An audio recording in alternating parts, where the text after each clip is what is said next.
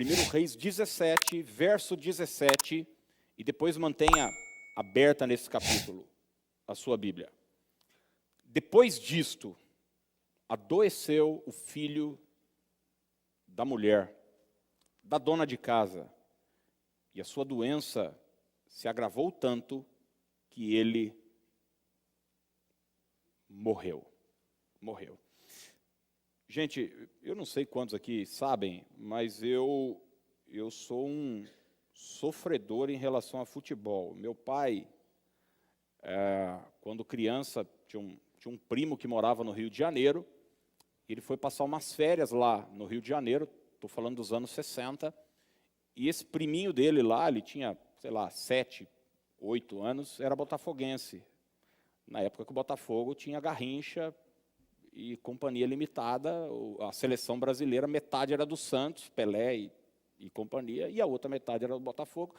E meu pai voltou encantado com aquilo tudo, torcendo para o Botafogo, e teve a infeliz ideia de fazer com que eu torcesse para o Botafogo também. Eu, uma criança pequena, indefesa, ingênua, sem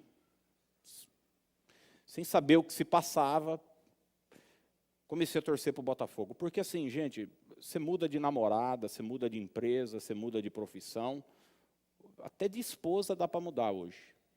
Não estou dizendo que é para mudar, estou dizendo que dá para mudar. Mas de time de futebol você não muda. E eu carrego é uma espécie de desgraça, de maldição, porque não tem outra explicação. Desde a minha infância, meu time não ganha nada. Não ganha nada, absolutamente nada. Ganhou um campeonato brasileiro em 95, de forma meio mandrake, com um gol impedido do glorioso Túlio Maravilha em cima do Santos. E de lá para cá, é tristeza atrás de tristeza. E é curioso que quando eu achei que eu já tinha enfrentado todas as dores possíveis que esse time poderia me trazer, ele cai para a segunda divisão. Eu não sei se você já viveu um momento assim na sua vida, em que você diz o seguinte, cara, não dá para piorar. Não dá. Eu até conversava com um amigo dias atrás, porque o ano passado o Botafogo estava na segunda divisão e ganhou o campeonato e subiu. Eu falei, devia ficar lá, porque pelo menos briga entre os primeiros colocados. Mas agora vai começar a apanhar de novo. Eu não sei se você já viveu um momento assim na sua vida, e é óbvio que eu não estou falando de futebol, eu estou falando da vida, onde a situação está tão crítica, tão difícil, e você pensa, cara, não dá para ficar pior. E você descobre, de alguma forma, que o poço era mais fundo do que você imaginava. A gente está diante de um texto onde uma mulher, não é que ela está enfrentando um drama pontual. A vida dela é uma vida de constante desafio. Desde o verso 8, a Bíblia começa a descrever a sua situação. Ela é uma viúva. Isso já é um grande problema. Nós estamos falando de 3.000, 4.000 anos para trás. É uma mulher que perdeu o marido em algum momento. Isso gerou nela situações terríveis, economicamente falando. E o país está vivendo. Enfim, o contexto não é simples. Não chove tem anos, é o início do profeta Elias. E se a situação já estava difícil, agora se tornou ainda mais difícil. O poço se torna ainda mais fundo. Depois, leia toda a história na sua casa, você vai descobrir que ela tem, não é que ela tem pouco recurso, ela tem um pouquinho de farinha e um pouquinho de azeite. Trazendo para os nossos dias é o seguinte, o gás está no final e a gente tem uma gororobinha aí para requentar, e é isso aí, nós vamos comer hoje, palavras dela, e amanhã nós vamos morrer. E quando tudo parecia estar difícil demais para piorar, o filho dela, a única companhia que ela tem, tudo que restou para ela, fica doente, e posteriormente esse menino vem a falecer. Eu queria hoje olhar para esse texto e pensar com você nessa perspectiva. Você que tem vivido um desafio, seja ele financeiro, seja ele dentro de casa, talvez no seu contexto profissional, relacional. Como é que a gente enfrenta uma situação dessa, de fundo do poço? Todo mundo já ouviu essa expressão, poxa, cheguei no fundo do poço. E talvez você que já disse isso, tem de alguma forma descoberto que o poço, ele não é onde você está. Tem mais terra para ir embora. E a situação tem piorado, tem se tornado mais difícil, mais crítica, mais complicada. Eu quero deixar algumas verdades que eu encontro aqui nesse texto, alguns princípios que vão te ajudar a superar e a passar por isso. A primeira coisa que eu vejo nesse texto e que quando a situação está difícil mesmo, nós devemos decidir, é a seguinte: continue em frente. Você pode dizer isso para alguém perto de você? Diga, continue em frente. Há algum tempo eu assisti 2 temporadas de uma série chamada Afterlife. É uma comédia, mas é uma comédia dramática, de um rapaz apaixonado pela esposa, e a esposa morre de câncer.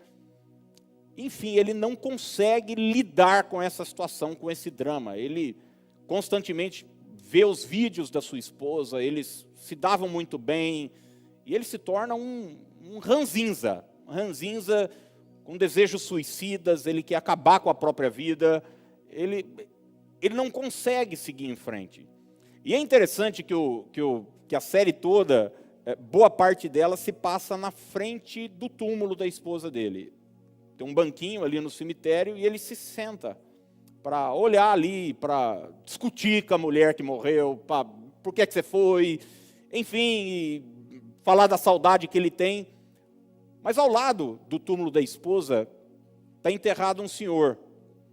E a esposa, a viúva desse senhor, está sempre ali no banquinho também. E eles pegam amizade, e eles começam a conversar. Mas ao contrário desse cara, que é o protagonista da série, essa mulher está lidando bem com a morte do seu esposo. E eles conversam, e ela tenta aconselhá-lo. Ele quer tirar a vida, ele já ameaçou se suicidar algumas vezes. E em algum momento da série ela chega para ele e diz o seguinte: você precisa pôr uma coisa na sua cabeça, que eu aprendi com tudo isso: a vida continua.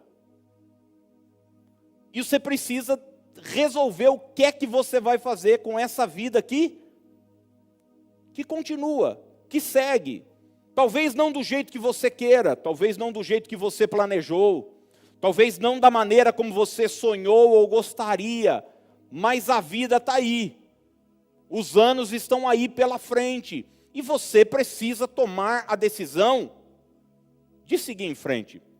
Sua empresa fechou, mas sua vida não acabou. Foi algo na sua vida que não deu certo. O cônjuge foi embora, mas sua vida não acabou. Você perdeu um familiar, mas sua vida não acabou. Tome hoje uma decisão de seguir em frente. Eu conversei certa vez com uma pessoa que perdeu um filho. E ela disse o seguinte: é como você perder um braço ou uma perna. Você vive, mas vive sem um braço, sem uma perna. Você tem que se adaptar, mas uma coisa é: a vida continua. A vida está aí para ser vivida. Quantos de nós já dissemos isso? Minha vida acabou, mas você está aí. E eu estou dizendo isso porque o verso 10 traz um princípio que eu acho lindo, uma expressão. O texto diz assim, está falando de Elias, que vai até o lugar onde essa senhora está. Então ele se levantou e se foi a Sarepta. Chegando à porta da cidade, estava ali uma mulher viúva. Já não era fácil ser mulher naquela época, viúva muito menos. Mas o texto diz assim, que esta mulher viúva estava apanhando lenha. Vamos repetir juntos? Diga, apanhando lenha. Ela perdeu o marido, ela está falida, mas ela está lutando. Ela está trabalhando. Ela não está bem, ela está em crise, os recursos são poucos, mas ela não está em casa se lamentando, ela não está fechada num quarto se vitimizando, ela não está na sarjeta pedindo esmola. Essa mulher tomou uma posição, a despeito da minha perda, a despeito dos meus dramas, dos meus questionamentos, da minha luta e da minha dor. Nós estamos vivendo num tempo onde não tinha auxílio de INSS, não tinha Bolsa Família, não tinha aparato governamental. Uma viúva era uma mendiga em potencial. Essa mulher está lutando. Ela resolveu lutar. Ela resolveu seguir em frente. E eu não sei que perda você teve. Eu não sei que drama você tem vivido. Mas eu sei que hoje você pode tomar dois caminhos. Ou o caminho de pular na cova, junto com aquilo que partiu. Ou o caminho de seguir em frente. Tem um texto bíblico, que eu acho lindo, que é a história de Davi, que perdeu um filho. A Bíblia diz que o menino estava doente e Davi está desesperado, está mal, está triste, está em jejum, está sem comer, está no chão. E as pessoas estão ali à volta, ele já é rei, enfim, está todo mundo ali o cercando e tal. Mas em dado momento, Davi percebe que o fuxico aumentou. E ele chega e pergunta para os caras que estão ali à sua volta, imagina, os ministros, os secretários, os empregados da casa. Ele diz, a criança morreu? E daí eles dizem, a criança morreu. E olha a reação de Davi, segundo Samuel 12, 20. Então, Davi se levantou da terra, lavou-se, ungiu-se, mudou de vestes, entrou na casa do Senhor e adorou. Depois veio para a sua casa e pediu o pão. Puseram-no diante dele. E ele comeu.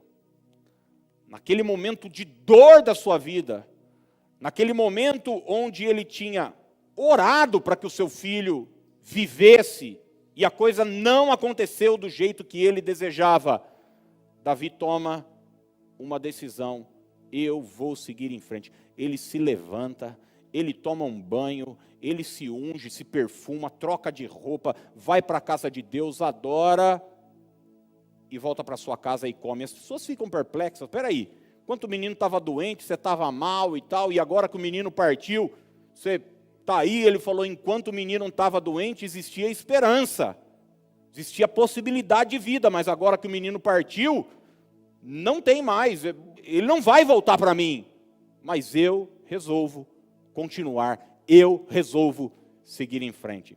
Quantas pessoas, infelizmente, não têm lidado bem com as perdas da vida? Junto com a perda, a vida estagna, a vida paralisa. Gente que quebrou financeiramente e estagnou, parou. Sofreu uma decepção na vida amorosa e a vida atrofiou, a coisa não segue, não caminha. Hoje eu quero que você saia daqui com um posicionamento firme no seu coração. A despeito do que me aconteceu, a despeito do que tem me acontecido, ou o que vai acontecer, eu tomo uma decisão, eu vou continuar. Eu vou seguir em frente, talvez debaixo de dor, de questionamento, de lágrimas, talvez sem entender o porquê, a razão, não tem problema, mas eu vou continuar.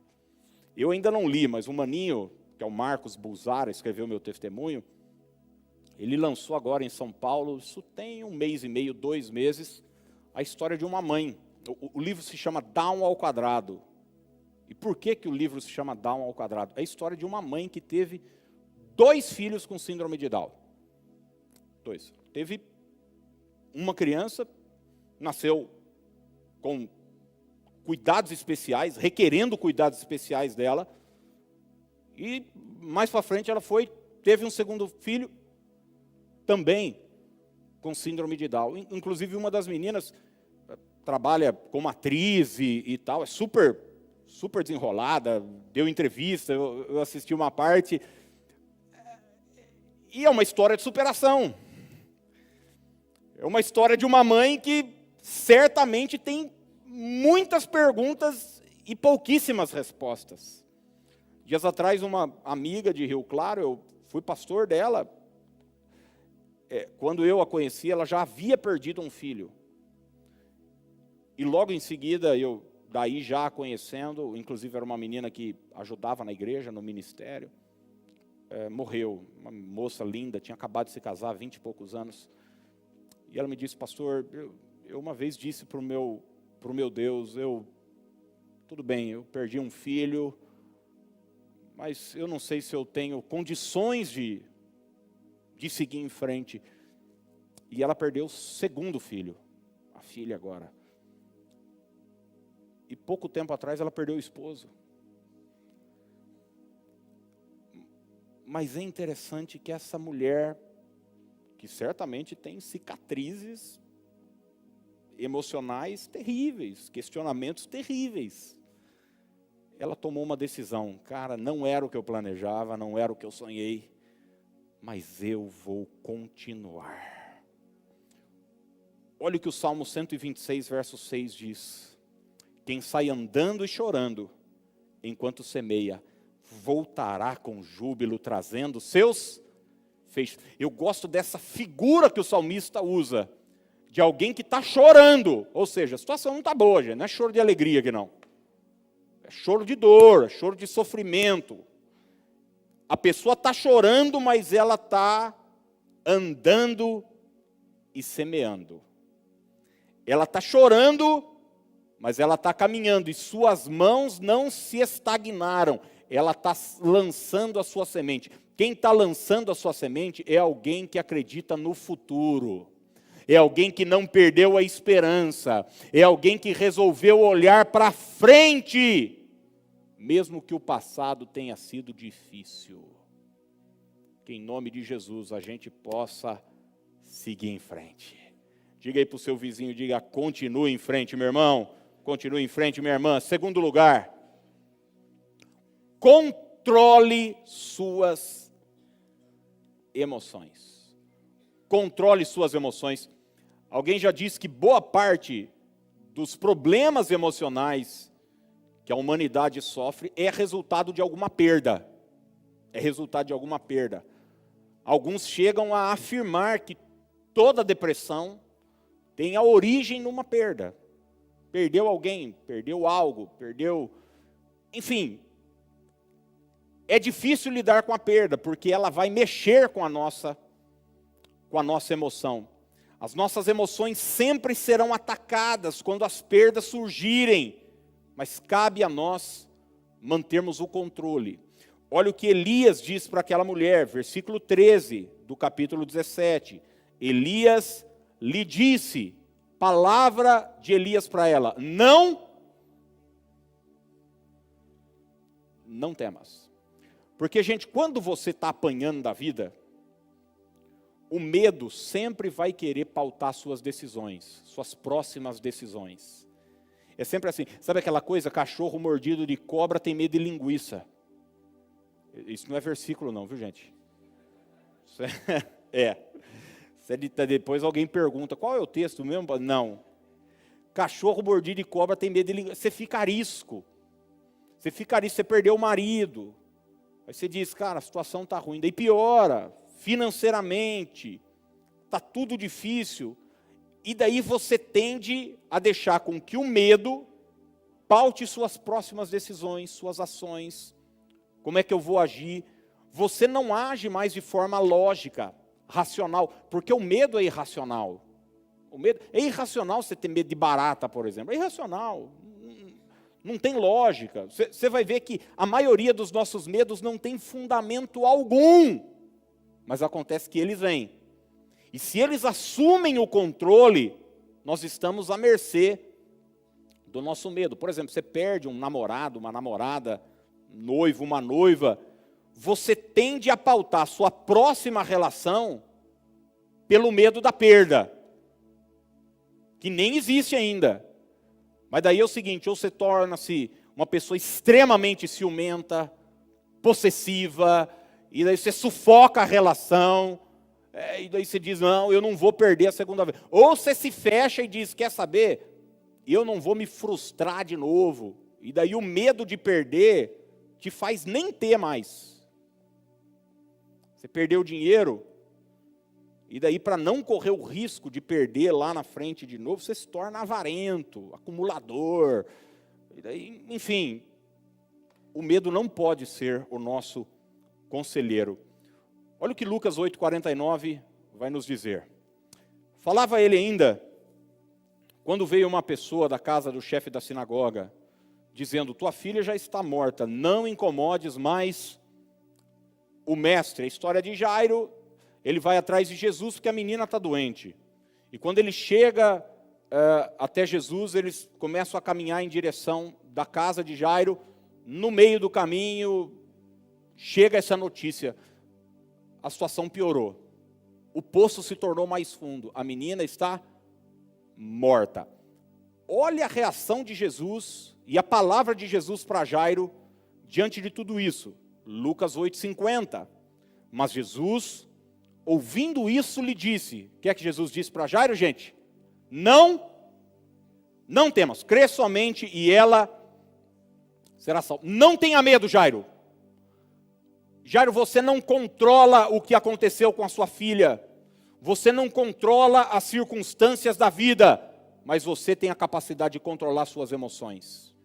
Infelizmente, a gente está vivendo num tempo onde as pessoas perderam o controle das suas emoções.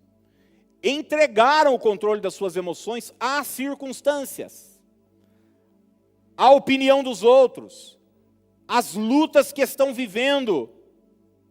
Mas 2 Timóteo 1,7 nos diz, e a gente precisa se agarrar a essa verdade da Escritura. Palavras de Paulo a Timóteo, porque Deus não nos tem dado espírito de covardia. Em outra versão diz de medo ou de temor, mas de poder, de amor e de moderação. Se o diabo, as circunstâncias, as dificuldades da vida estão buscando trazer medo para você, descontrole emocional, o Espírito de Deus te traz poder. Poder para vencer, poder para passar por isso, poder para enfrentar essa dificuldade. Terceiro lugar, se você está vivendo um tempo onde descobriu de alguma forma que o poço se tornou mais fundo, abrace as promessas de Deus. Abrace as promessas de Deus. Porque a situação à sua volta te traz uma voz. As pessoas à sua volta estão talvez olhando para você e dizendo, deve ter alguma coisa errada com essa moça, olha só a situação que ela está, nada dá certo. Deve ter alguma coisa de errado com esse... Assim como os amigos de Jó surgem ali em dado momento e começam a palpitar. Mas nessa hora de dificuldade, de luta e de dor, nós precisamos estar abertos para a voz de Deus, para o que Deus tem a nos falar. E olha a palavra de Elias para essa mulher, 1 Reis 17,14. Porque assim diz o Senhor. Você já imaginou quantas vozes estavam atormentando aquela mulher? Vozes do passado, da dor, a fome assolando, vozes de um futuro incerto. Mas Elias chega para ela e diz o seguinte, senhora, Deus tem algo para dizer também. É bom saber disso, né, gente? Porque às vezes a gente está tão ligado ao que o medo está falando, ao que a nossa ansiedade está falando, ao que a nossa dor pessoal está falando. E eu costumo dizer o seguinte, que isso é uma questão de frequência. Você se lembra de uma coisa que tinha antigamente, chamava rádio? Quem é que ouvia rádio?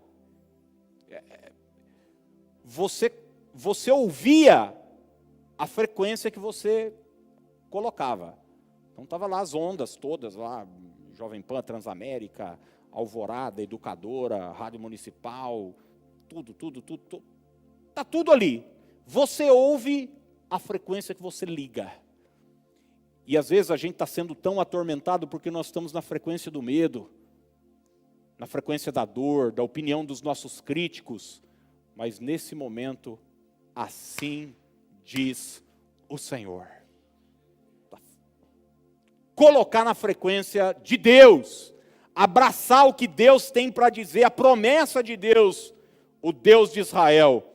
A farinha da tua panela não se acabará, o azeite da tua botija não faltará, até o dia em que o Senhor fizer chover sobre a terra. Versículo 15 e 16, foi ela, e fez segundo a palavra de Elias, assim comeram ele, ela e sua casa, muitos dias. Da panela a farinha não se acabou, e da botija o azeite não faltou, segundo a palavra do Senhor por intermédio de Elias. Gente, tem que mudar a frequência, tem que abraçar a promessa de Deus. Às vezes a gente vem para o culto, ou no nosso momento devocional diário, você abre a palavra de Deus, recebe aquela palavra, poxa, o Senhor é meu pastor, nada me faltará, o meu Deus, segundo a sua riqueza em glória, há de suprir em Cristo Jesus cada uma das minhas necessidades. E você vai lendo, Deus cuida dos pássaros, Deus cuida dos lírios do campo, busque o reino de Deus e as demais coisas vos serão acrescentadas. Ou seja, você está cheio de promessa, de provisão para a sua vida.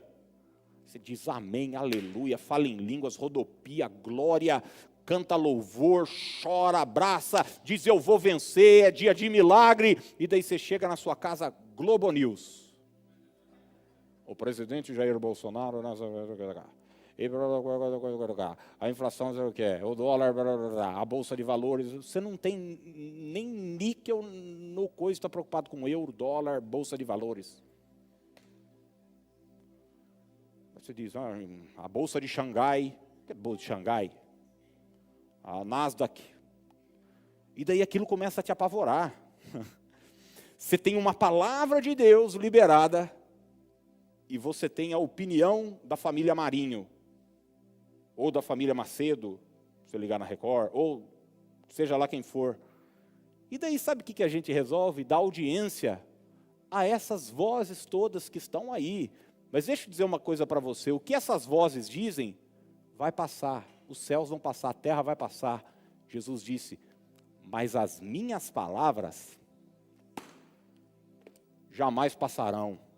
Jamais passarão, jamais passarão. As circunstâncias mudam, a opinião das pessoas muda, a bolsa de valores muda, gente, o dólar muda, a variação muda, mas a minha promessa de provisão continua estabelecida. Eu sou o teu Deus e eu vou cuidar de você. Abraça isso como verdade. Jairo tinha diante dele a opinião daqueles que chegaram na sua casa e a opinião de Jesus. Lembra do pica-pau? Quem assistia aqui? Não tinha dois pica-pauzinhos que falavam no ouvido dele? O pica-pauzinho do capiroto e o pica-pauzinho de Jesus. O vermelho era o de Satanás, que falava coisa ruim para ele e tal. E o azul era de Jesus, que falava coisa boa. E é assim na nossa vida.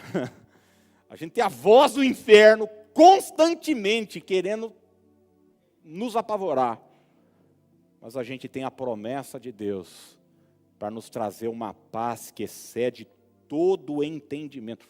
Tudo muda quando a gente abraça a promessa. A vida de Abraão nunca mais foi a mesma depois que ele recebeu uma promessa de Deus. E hoje a promessa de Deus está sendo liberada sobre você em nome de Jesus. Abraça isso como verdade, como realidade na sua vida. Em nome de Jesus. E quando tudo parecia resolvido, né? Porque você vai ler o texto, até aqui Elias chegou, aquela mulher está pegando graveto, trabalhando para tentar juntar alguma coisinha em casa, mas a situação está feia, a despensa está vazia, o gás está acabando, e daí Elias chegou, falou para ela, a senhora podia ver um copo d'água para mim? Ela falou, pois não. Ele vai lá, ela vai buscar. Ele falou, traz um pedacinho de pão, estão aproveitando já, que a senhora vai na cozinha. Traz um negocinho para comer. Elias também está com fome, o profeta. Ela disse o seguinte, olha, água, tudo bem, mas pão não vai dar não. O que a gente tem aqui, a gente vai comer hoje, eu e meu filho, e amanhã a gente vai morrer, a gente não tem mais nada. Daí que Elias disse para ela, a senhora não deve ter medo, porque Deus tem uma palavra para a senhora. Faz isso, faz primeiro para mim. E você vai ver, vai ter multiplicação na sua vida. Bom, um milagre aconteceu, gente. Aquela mulher que não tinha comida para o dia seguinte, a Bíblia diz que ela comeu por muitos dias. Multiplicou. E sabe aquele momento da sua vida em que você diz, ufa, agora vai. Já viveu um momento desse ou não? Você diz, achei o homem da minha vida. Depois de ter apanhado de uns tranqueira a vida inteira. Diz, agora achei a mulher da minha vida. Agora fui promovido na empresa. Agora meu filho parou de andar em más companhia. Você diz, cara, agora vai. É nesse contexto, começou a melhorar. 1 Reis 17:17. Depois disso, adoeceu o filho da mulher, da dona da casa, e a sua doença se agravou tanto que ele morreu. Você diz, cara, não é possível, mas que urucubá que é essa? Será que é mandinga? Será que levaram meu nome para uma cachoeira? O que é? Fizeram voodoo? Tem alguém? Cara, não é possível, cara, quando eu achei que tinha chegado no fundo do poço. E se tem uma coisa boa de você chegar no fundo do poço, é que é o seguinte, só pode melhorar. Mas daí você descobriu que o poço é mais fundinho ainda. Aí a situação se torna ainda mais dolorosa. Porque viver com pouco recurso, sem marido, é difícil. Mas o filho é o futuro. O filho é a esperança. O filho é o amanhã. Ela olhava, porque quem tem filho aqui sabe do que eu estou dizendo. O filho não te dá autorização de ficar deprimido, de ficar... Eu conversava com a Dani esses dias atrás, falei, a gente tem criança, casa cheia, barulho, não sei o quê, não tem jeito de ficar deprimido. Não, ou você levanta ou levanta. Isso gera em você força, energia, porque você tem responsabilidade. Então, traz uma perspectiva do amanhã. Mas daí o menino morre. Ela descobre que o poço é mais fundo. E está aqui o quarto e último princípio que eu quero te deixar. Creia numa ação sobrenatural de Deus. Creia numa ação sobrenatural de Deus.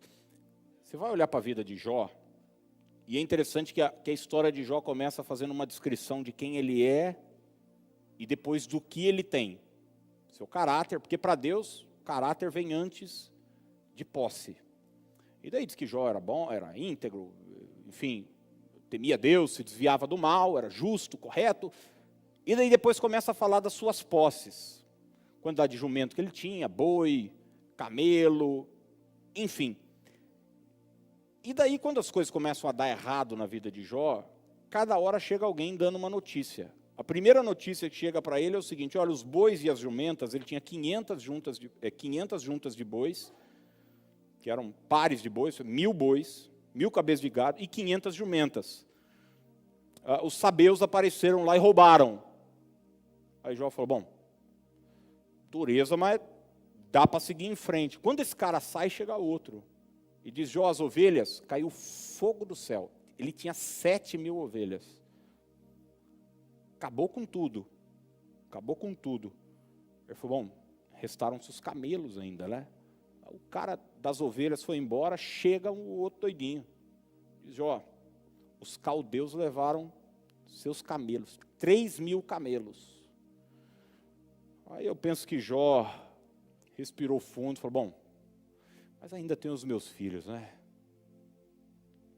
Daí chegou a triste notícia, Jó, todos os seus filhos estavam reunidos dentro da casa do irmão mais velho.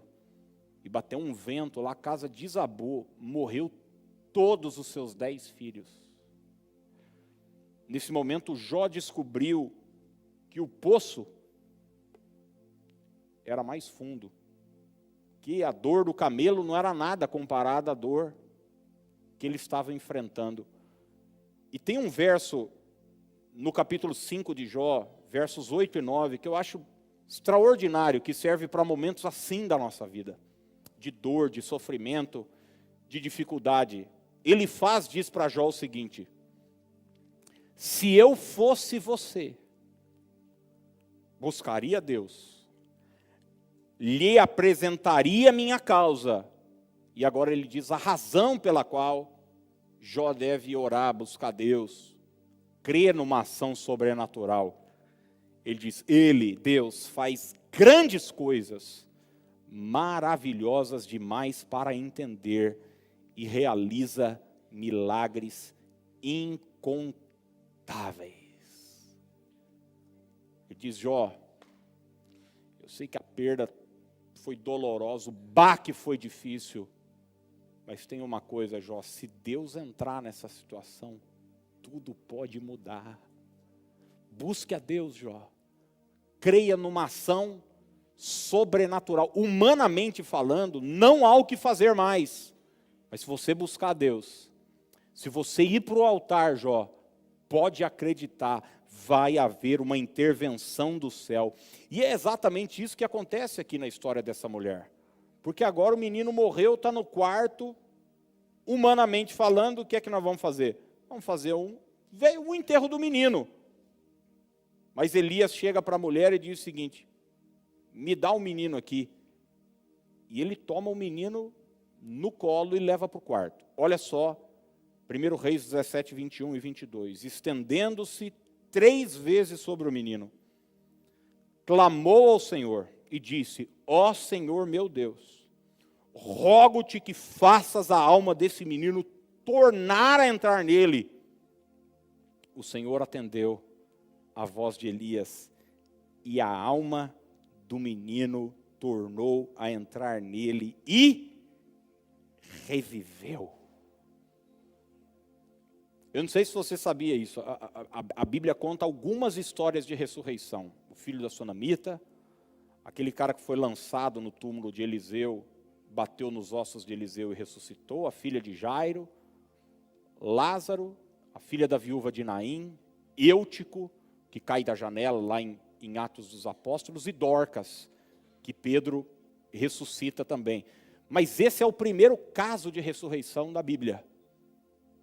Nunca havia um registro histórico de ressurreição.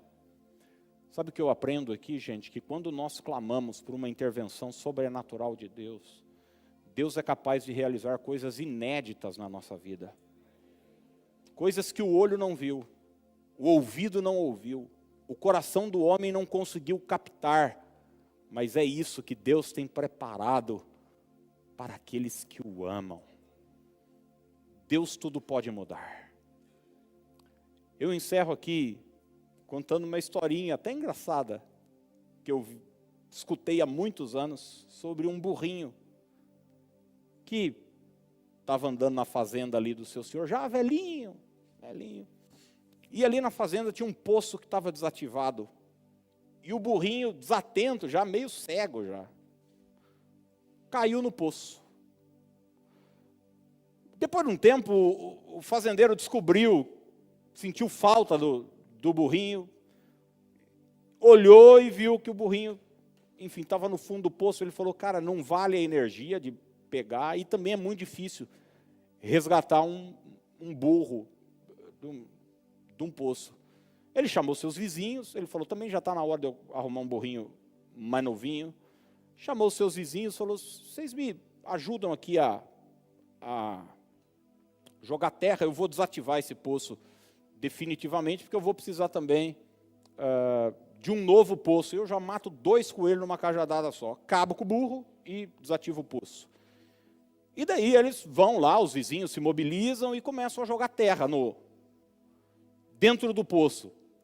E o burrinho que estava lá chorando, desesperado, porque queria sair do poço, agora viu seu chefe, seu senhor, amigo, companheiro de tantos anos, jogando terra em cima dele. Jogando terra em cima dele. E ele estava chorando. Mas é interessante que quando a terra caía no burrinho, ele dava uma sacudida. Ele dava uma sacudida. E os caras jogavam a terra e o burrinho sacudia, sacudia, sacudia. Depois de um tempo, o burrinho só aqui, ó, a terra indo para baixo, ele sacudia e ia subindo. Quando não, o burrinho está na superfície. Toda aquela terra jogada em cima dele serviu de superação para ele sair daquela situação difícil que ele estava vivendo. Eu creio que as circunstâncias difíceis da nossa vida, as terras que são lançadas sobre nós, a gente pode ou ficar passivo, chorar e dizer, olha como a vida é injusta, ou a gente usar tudo isso a nosso favor e dizer, eu vou sair dessa, eu vou seguir em frente, eu vou continuar. Que em nome de Jesus Cristo, essa dor que você está sentindo, essa dificuldade que você está sentindo, possa ser uma marca de vitória que você vai carregar na sua vida.